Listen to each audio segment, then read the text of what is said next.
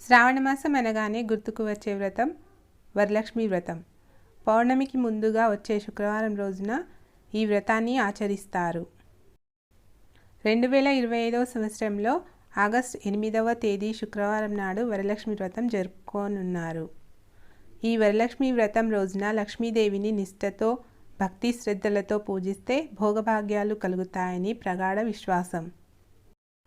వరలక్ష్మి అంటే వరాలను ప్రసాదించే లక్ష్మీదేవి.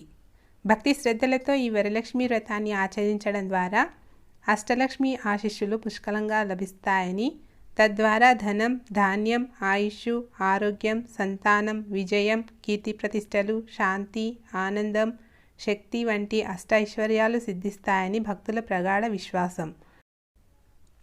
ముఖ్యంగా పెళ్ళైన వివాహిత మహిళలు తమ కుటుంబం శ్రేయస్సు, భర్త ఆరోగ్యం, దీర్ఘాయుష్షు, పిల్లల భవిష్యత్తు కోసం ఎంతో నిష్ఠతో ఈ వరలక్ష్మి వ్రతాన్ని ఆచరిస్తారు.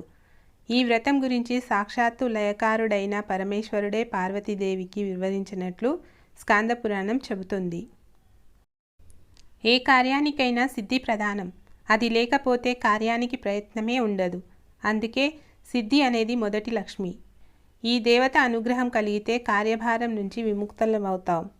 ఆ ముక్తి మోక్షలక్ష్మి. ప్రతికూల పరిస్థితులను దాటడమే జయలక్ష్మి. కార్యసాధనకు కావలసిన తెలివితేటలు, సమయస్ఫూర్తి, నిర్ణయశక్తి, విజ్ఞానం మొదలైనవి విద్యాలక్ష్మి అంటే సరస్వతి. ఈ సరస్వతి ఫలితంగా పొందే సంపద, ఆనందం శ్రీలక్ష్మి. దానివల్ల కలిగే శ్రేష్టత్వం, ఉన్నతి వరలక్ష్మి. వర అంటే శ్రేష్టమైన అనే అర్థం ఉంది.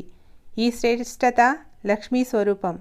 శ్రేష్టమైన లేదా ఉన్నతమైన లక్ష్మిని పొందడమే అందరికీ చివరి గమ్యం. శ్రావణ శుక్రవారాల్లో వరలక్ష్మీదేవిని అర్చించి శాస్త్ర నియమానుసారంగా వరలక్ష్మి వ్రతాన్ని ఆచరిస్తే సకల సౌభాగ్యాలు సిద్ధిస్తాయి. వ్రతం ప్రారంభానికి ముందు చేయాల్సినవి: ఇంట్లో అందరూ స్నానం చేసి శుభ్రమైన బట్టలు ధరించాలి. ఇంటిని, పూజా గదిని శుభ్రం చేసుకోవాలి. పూజా మందిరం ముందు, ఇంటి ముందు అందమైన ముగ్గులతో అలంకరించాలి.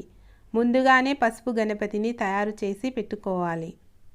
పూజకు అవసరమైన సామాగ్రి: అమ్మవారి అలంకరణకు కావలసినవి పసుపు, కుంకుమ, గంధం, బియ్యపు పిండి, పానకం, వడపప్పు, అమ్మవారికి పట్టుచీర, గాజులు, ఆభరణాలు, పువ్వులు, తామర పువ్వులు, గులాబీలు, చామంతులు, మల్లెలు, పూలదండ, 5 రకాల పండ్లు, తమలపాకులు, వక్కలు, ఎండు ఖర్జూరాలు, పసుపు కొమ్ములు కావాలి. కలశస్థాపనకు కావలసినవి: పూజకు సరిపడా కొత్త బియ్యం, నీళ్లు, కలశం, గిన్నె, వెండి లేదా రాగి లేదా ఇత్తడి పాత్ర, మామిడి ఆకులు, కొబ్బరికాయ, తోరం, పసుపు రాసిన కొత్త దారం అవసరం. నైవేద్యం పెట్టడానికి కావలసినవి పువ్వులు, పండ్లు, పాయసం, పులిహోర, పొంగలి, గారెలు, బూరెలు, అప్పాలు, పూర్ణాలు, ఉండ్రాలు ఇలా వారి వారి ఆచారాలను, పద్ధతులను బట్టి నైవేద్యం పెడుతుంటారు.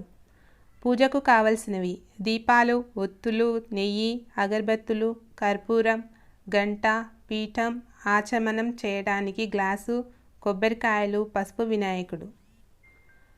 వరలక్ష్మి పూజా విధానం: వినాయక పూజ. ముందుగా చేసి పెట్టుకున్న పసుపు గణపతిని పీఠంపై ఉంచి దీపం వెలిగించి దీపారాధన చేసి వినాయకుడిని భక్తితో స్మరించాలి. 21 సార్లు ఓం మహాగణాధిపతయే నమః అని జపించి గణపతికి అక్షతలు వేయాలి. తర్వాత గణపతి శ్లోకాలు పఠించి పసుపు, కుంకుమ, అక్షతలు సమర్పించి నైవేద్యం పెట్టి పూజ చేసి నమస్కరించుకోవాలి. కలశస్థాపన పూజ: ఒక పళ్ళెం లేదా పీఠంపై కొత్త బియ్యం పోసి దానిపై కలశాన్ని ఉంచాలి. కలశంలో నీళ్లు నింపి కొద్దిగా పసుపు, కుంకుమ, ఒక పుష్పం, 1 రూపాయి బిళ్ళ లేదా వెండి నాణ్యం, తమలపాకు, వక్క, పసుపు కొమ్ము వేయాలి. తర్వాత కలశం చుట్టూ మామిడి ఆకులు కట్టాలి.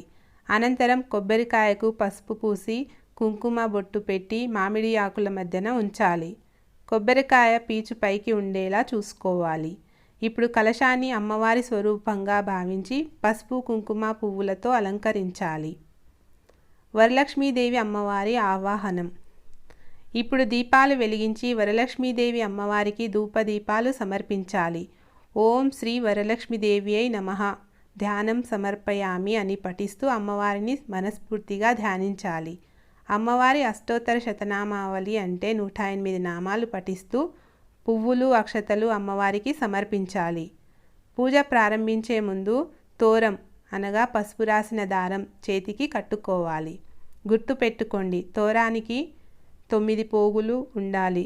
9 ముడులు వేసి ప్రతి ముడికి ఒక పువ్వు కట్టాలి. తోరానికి పూజ చేయాలి. షోడశోపచార పూజ చేయాలి. ఆవాహనం అంటే అమ్మవారిని ఆహ్వానించాలి. ఆసనం అంటే అమ్మవారు కూర్చోవడానికి ఆసనం సమర్పించాలి. పాద్యం అంటే పాదాలు కడగడానికి నీళ్లు సమర్పించాలి. ఆర్ఘ్యం అంటే చేతులు కడగడానికి నీళ్లు సమర్పించాలి. ఆచమనం అంటే అమ్మవారు తాగడానికి నీళ్లు సమర్పించాలి. స్నానం అంటే అమ్మవారిని స్నానం చేయించినట్లు భావించాలి. వస్త్రం అంటే చీరతో అలంకరించాలి. ఆభరణం అంటే నగలు అలంకరించాలి. గంధం అంటే గంధం పూయాలి. పుష్పం అంటే పువ్వులు సమర్పించాలి. ధూపం అంటే అగరబత్తులు వెలిగించాలి. దీపం అంటే దీపాన్ని వెలిగించాలి.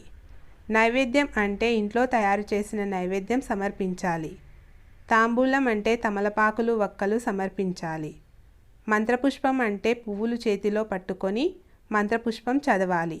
నమస్కారం అంటే సాష్టాంగ నమస్కారం చేయాలి. వరలక్ష్మి వ్రత కథ పారాయణం. వ్రత మహత్యం తెలియజేసే వరలక్ష్మి కథను భక్తి శ్రద్ధలతో చదవాలి లేదా వినాలి. మంగళహారతి. కర్పూరంతో మంగళహారతి ఇచ్చి భక్తి శ్రద్ధలతో అమ్మవారిని కీర్తించాలి. అనంతరం ఇంట్లో అందరూ హారతి తీసుకోవాలి. అమ్మవారికి నమస్కరించి ప్రసాదాలు స్వీకరించాలి. పూజ పూర్తయిన తర్వాత కలశంలోని నీటిని ఇల్లంతా చల్లి మిగిలిన నీటిని మొక్కలకు పోయాలి. దీంతో పూజ ముగిసినట్లు అవుతుంది.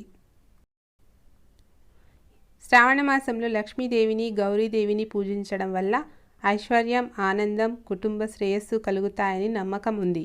ఇది వ్రతాల కాలం మాత్రమే కాదు, మనసు ప్రశాంతంగా ఉంచే శుభమాసంగా కూడా పరిగణిస్తారు. ఓం శ్రీ వరలక్ష్మీదేవియై నమః.